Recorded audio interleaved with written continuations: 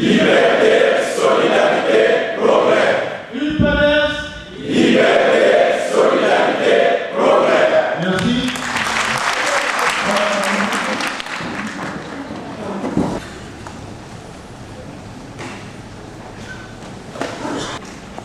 Cette session du bureau politique, qui précède celle du Conseil national demain, est donc pour nous le moment de renouer avec nos habitudes, avec le fonctionnement normal de notre institution, de notre parti. C'est une réunion technique, le bureau politique. Et la vocation de préparer la grande réunion de l'instance suprême du parti dans l'intervalle de congrès, c'est-à-dire le Conseil national. Selon un ordre du jour qui vous sera proposé, nous allons analyser de tout ce qui est dit, de tout ce qui est écrit sur notre parti, parce qu'il nous revient à nous et à nous-mêmes de donner l'orientation qu'il faut à notre parti. Avec en ligne de mire ce que nous avons toujours et toujours défendu, c'est-à-dire pour nous la marche vers le retour aux responsabilités, qui avait commencé, nous l'avons dit et redit, au congrès de 2013. Et nous n'avons pas perdu, en tout cas pas une seule seconde, pour toujours nous souvenir de cet objectif majeur. Le combat, il est là. Nous sommes des hommes. Et les militants du PADES qui nous écoutent et qui attendent de nous les grandes orientations, les recadrages éventuels, nous ont dit, ou nous disent peut-être, allez-y, chers camarades, et donnez toutes les preuves de ce que l'UPADES est toujours le premier parti de l'opposition, et demain sera encore peut-être un parti de pouvoir. C'est sur ce mot que je déclare ouverte la session ordinaire du bureau politique. Je vous remercie.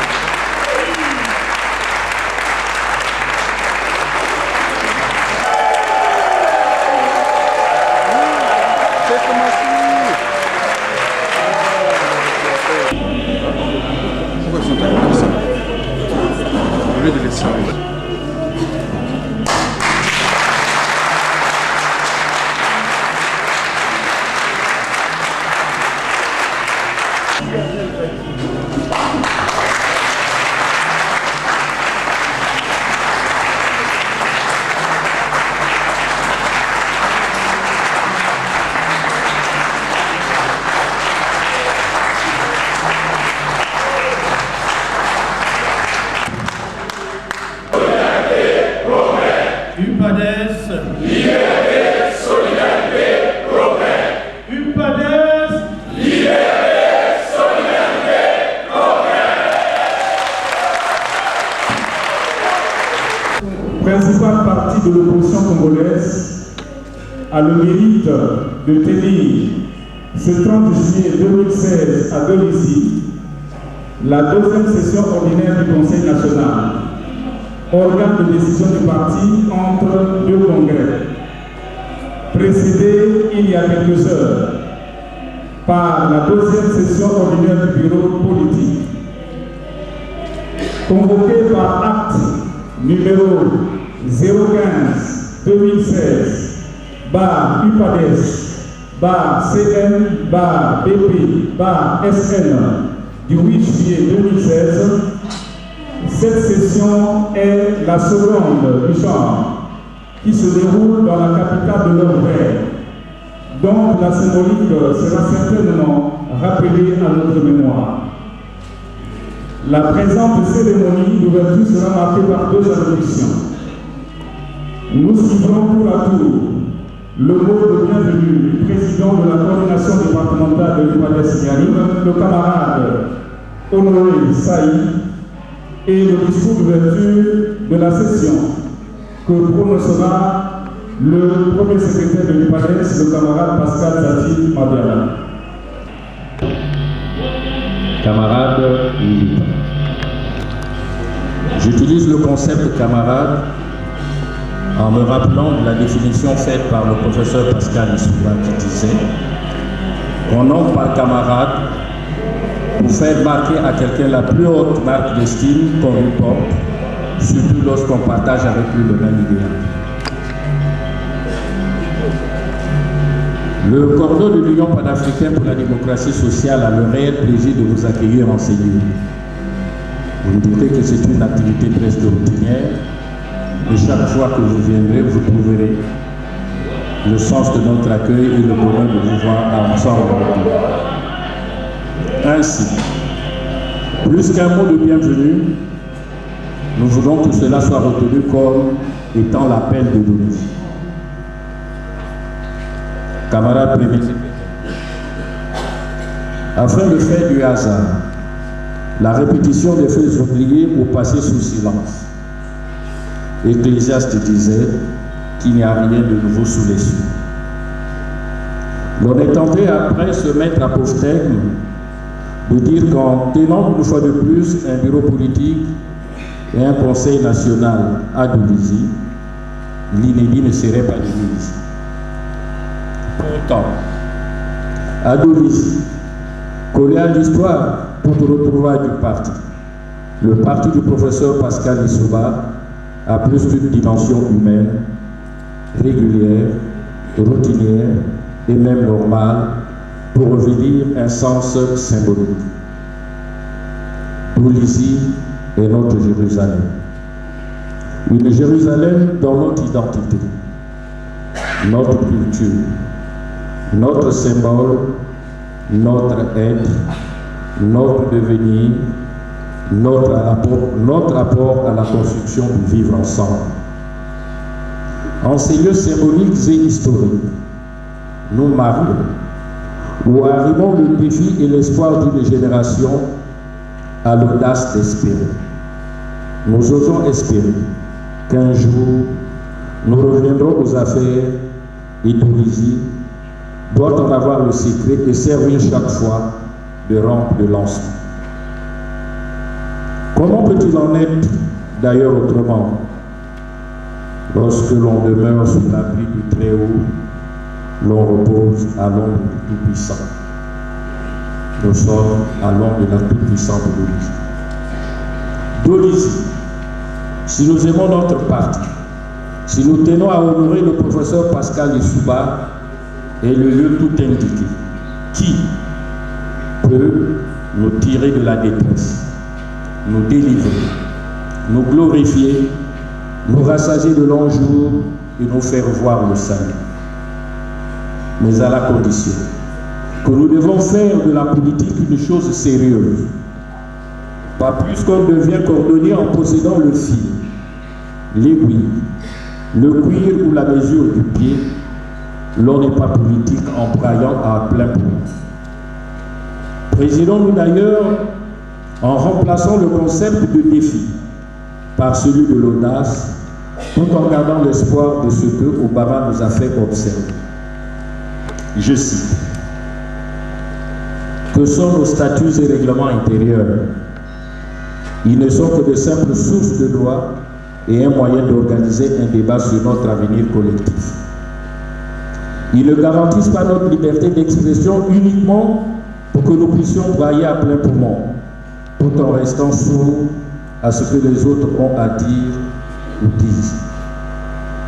Ils nous offrent la possibilité d'un véritable marché d'idées où la discordance des points de vue favorise la délibération et la circonspection.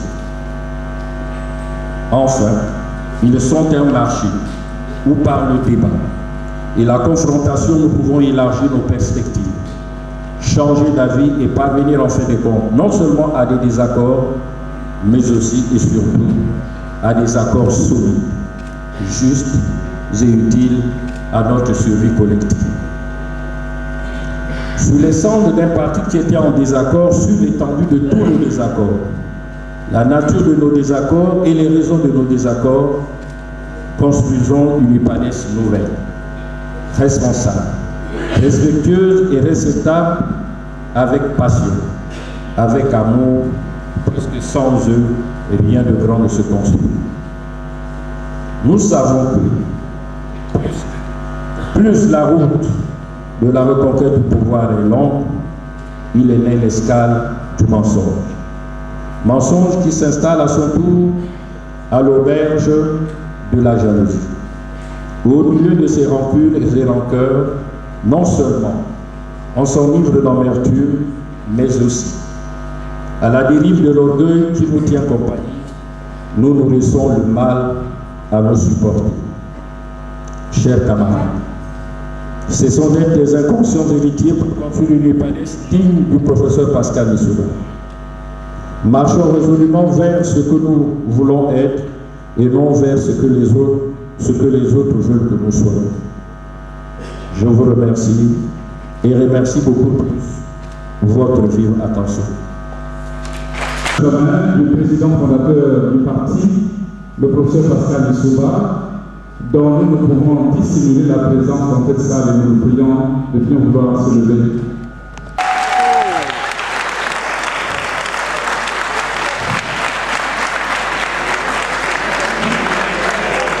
Merci. Alors, chers camarades,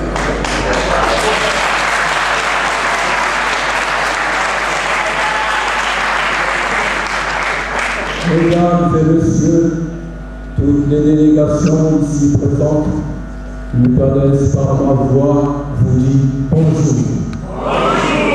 Et à son tour, le grand Bidou envoya le vent afin de secouer le palmier doré, afin de faire tomber ce palmier. C'est ainsi que le vent alla donner sa mission et détruire le palmier doré. Et le vent secoua le palmier doré et rien ne fut vu. Waya waya, waya waya. Et ce dernier était abattu et il envoya le singe cousin zéramin du palmier doré. Et celui-ci venait demander son héritage, le régime de noix, afin qu'il parte avec. Et le palmier doré, dans sa sagesse, donna au singe le régime de noix et il s'en alla avec le régime. Waya waya. Mais le maléfique Bidou était mécontent parce qu'il savait que le régime, le palmier, allait toujours faire pousser des noix. Waya waya. Et c'est ainsi qu'il envoya à son tour le castor. Le castor était sage et rusé. Il croyait venir à bout au palmier doré. Et celui-ci demanda l'hospitalité au palmier doré afin de dormir sous l'ombre du palmier. Et quand le palmier dormait tous les soirs, ce dernier se mettait avec ses dents à ranger le palmier doré. Waya waya, waya waya. À force de ranger le palmier doré, ses dents c'était usé. Waya waya, waya waya, et il est reparti auprès du maléfique Bidourou pour dire que c'était impossible. Waya waya, et l'histoire que je vais vous dire, c'est-à-dire soyons unis et forts afin de protéger notre héritage, le palmier doré. Waya waya, applaudissez pour vous.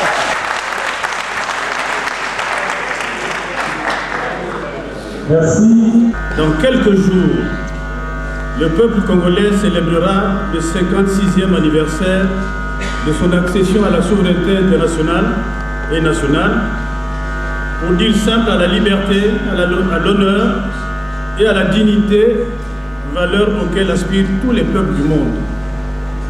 Si en 1960, ces mots n'avaient aucun sens, tant cette indépendance n'était que formelle, pourtant chaque année qui passe, celle-ci n'a eu de cesse de se renforcer, de se consolider pour approcher la réalité. Nous sommes donc ce 30 juillet de plein pied dans la plus forte symbolique de notre histoire postcoloniale, avec ses échecs et ses succès qui impactent notre marche inexorable vers le destin. L'UPADES a choisi de tenir son conseil national pour la deuxième fois dans cette ville mythique de Dolisie, non pour accréditer cette fausse idée d'enfermement ou de cantonnement de notre parti à l'intérieur des frontières des pays du Niari, mais simplement pour témoigner à cette ville et à ce département notre reconnaissance. Notre reconnaissance en effet pour ses efforts remarquables de mobilisation et sa fidélité aux idéaux de Pascal Lissouba qui se traduisent d'année en année par ses succès électoraux remarquables. Et posons-nous la question, que serait aujourd'hui l'UPADES sans le Niari? Mes chers camarades, ainsi que l'on souhaitait et même exigé, bon nombre d'entre nous voici à Dolisie, où plane l'ombre du président fondateur de l'UPADES, ombre sous laquelle nous engagerons le débat que je souhaite sain, serein, mais profond sur le défi existentiel de notre parti. Comme tout parti qui a de grandes ambitions, c'est-à-dire qui a vocation à gouverner et non pas à demeurer éternellement dans l'opposition, l'occasion nous est donnée de débattre de tout, bien sûr, dans le respect mutuel, sans fioriture, sans langue de bois, sans beauté en touche. C'est dans le discernement et la lucidité retrouvée que nous sortirons encore plus forts parce que plus unis de cette lamentable manipulation dont nous sommes hélas victimes. Tout ceci requiert une profonde introspection de nous-mêmes, par-delà les accusations gratuites, les procès d'intention, la calomnie, afin de placer le parti de Pascal Lissouba là où honnêtement et courageusement il doit être et de nous fixer une perspective. En effet, au pouvoir de 1992 jusqu'en octobre 1997, ensuite devenu premier parti de l'opposition jusqu'à cette date, demain, quelle sera sa place sur l'échiquier politique congolais? D'entrée de jeu, il nous faut clarifier la vision en nous fixant un objectif stratégique précis. Nul doute que celui-ci porte sur la reconquête démocratique et pacifique du pouvoir. Comment alors affronter notre adversaire, le PCT et son président? C'est toute la problématique que la présente session du Conseil national voudra bien résoudre. Au demeurant, et quelle que soit l'orientation que nous donnerons à notre futur commun, l'UPADES est et reste notre bien précieux, qu'il faut préserver par-dessus tout et personne. Personne ne peut le céder en dot à qui que ce soit et quel qu'en soit le prix. Les ravages médiatiques causés par l'usage négatif des nouvelles technologies de l'information et de la communication, notamment l'Internet, nous préoccupent puisque malheureusement, selon l'adage populaire, le mensonge qui est distillé court plus vite que la vérité que nous incarnons. Mais restons sereins et concentrons-nous sur la vie de notre parti, de notre avenir, de son rayonnement et arrêtons de le tirer vers le bas en servant inconsciemment peut-être des causes qui ne sont pas les siennes. Au lendemain de l'élection présidentielle, l'UPADES se trouve comme à la croisée des chemins. Il faut garantir sa pérennité en prenant le bon chemin Et nous sommes interpellés, camarades membres du Conseil national, pour donner à notre parti le viatique nécessaire, sans verser dans la sclérose, mais non plus sans aller à l'aventure périlleuse. C'est sur ce temps que je déclare ouvert les travaux de la deuxième session ordinaire de l'UPADES. Je vous remercie.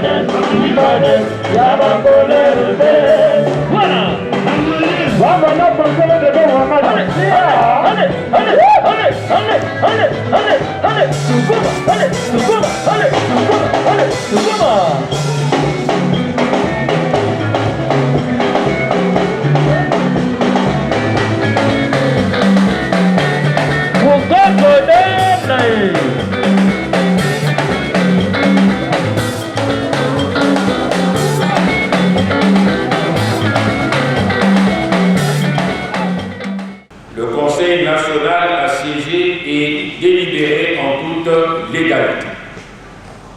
Le Conseil national a ensuite mis en place un secrétariat et une police des travaux composée ainsi qu'il suit. Du secrétariat des travaux, responsable Jean-Apollinaire Siba, responsable adjoint Sidoine Romaric Moko, rapporteur Honoré Saï, membre Philippe Bungundaba, Benjamin Goma, Gilbert Métiliko, Mélanie Moué, Daniel Vincent Kelly, Fabrice Lévé Ngor. De la police des travaux, responsable Philippe Mungina, responsable adjoint Basile Madou, membre Jean Goma, Jules Bétier, Eugène Ngobi. Abordant le quatrième point relatif à l'examen du compte rendu de la première session ordinaire du Conseil national des 18 et 19 décembre 2014, le Conseil national l'a adopté sans amendement.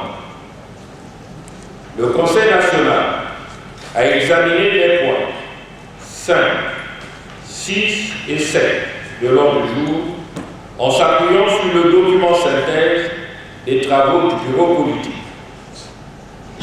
L'analyse de ces points a donné l'occasion au Conseil national d'apprécier tout le travail abattu par le parti.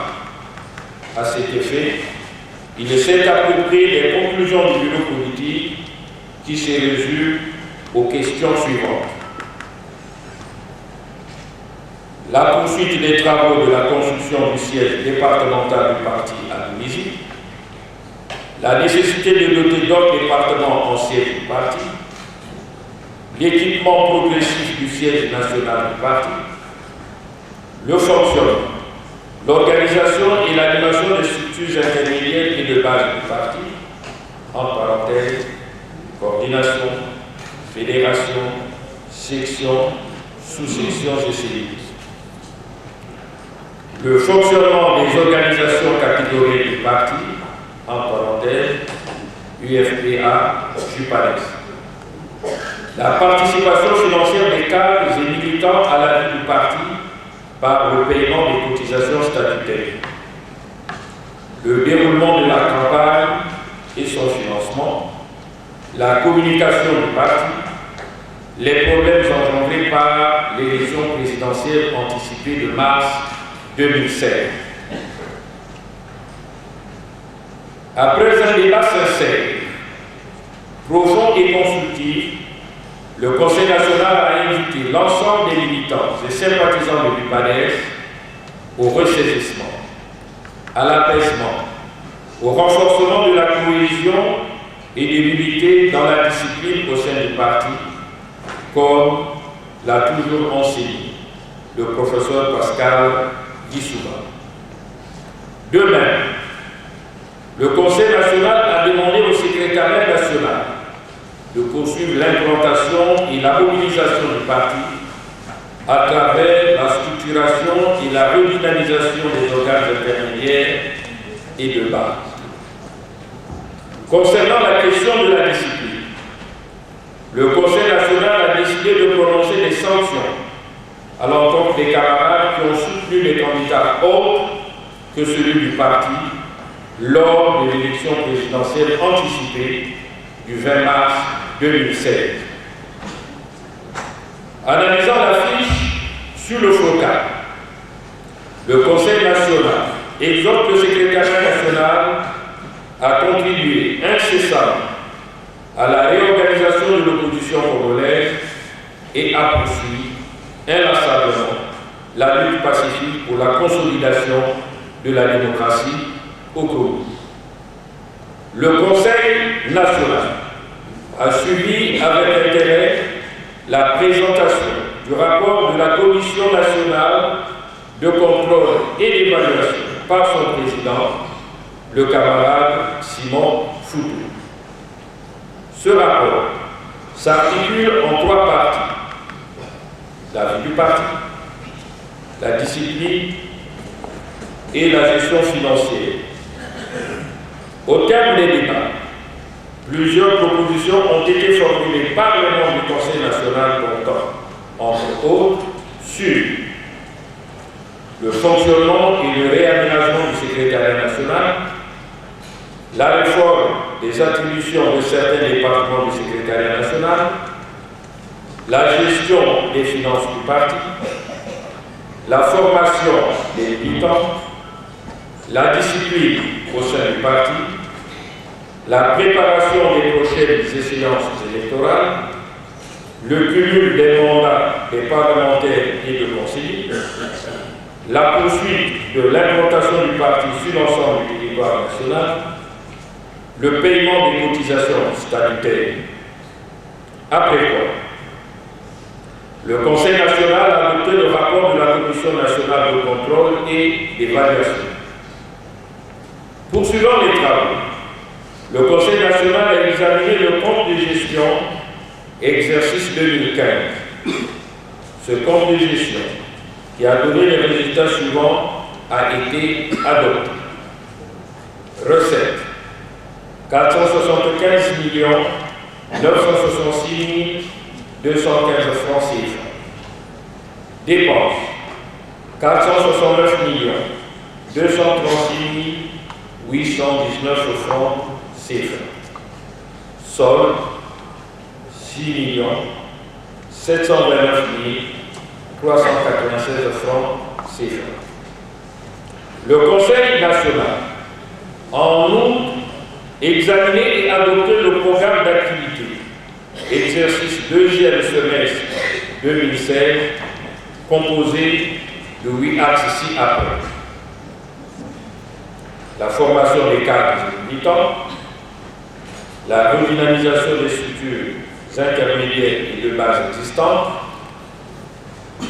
l'animation et le suivi du fonctionnement des organes intermédiaires et de base, la poursuite du débat sur la gouvernance électorale, l'animation et le suivi du fonctionnement des organisations spécifiques du parti, à savoir l'UFPA et la JUPADES, l'intensification de l'action diplomatique, la réorganisation et la redynamisation de la communication du parti, la réflexion sur la politique de financement du fonctionnement du parti. S'agissant du projet de budget exercice 2016, le Conseil national a demandé au secrétariat national de le réajuster avec la participation de la Commission nationale de contrôle et d'évaluation.